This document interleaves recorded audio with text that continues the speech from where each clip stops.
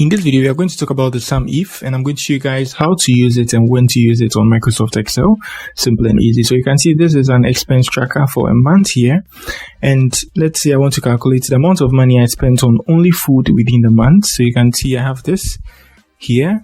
So what I'm going to do is we're going to enter our formula here. So we are going to use the SUMIF. So sum it up if is food, right? So you just equal to with your formula, SUMIF. That's the use, and you're going to select a range. So the range is this. Here is where you're going to find the food. So let me just select B like this, and then comma, and our parameter. Now we are on criteria. So what we are going to do is, anytime you are trying to enter a word, you bring this. I don't know the name. Is it a double quote? Yeah. So food, I put the food in a double quote. That's the criteria, and then the sum range. We are trying to calculate food on this table. So this is the amount of money we spend on food every day. That's 50 cedis, right? Here is 40. Sorry, I'm selecting a range.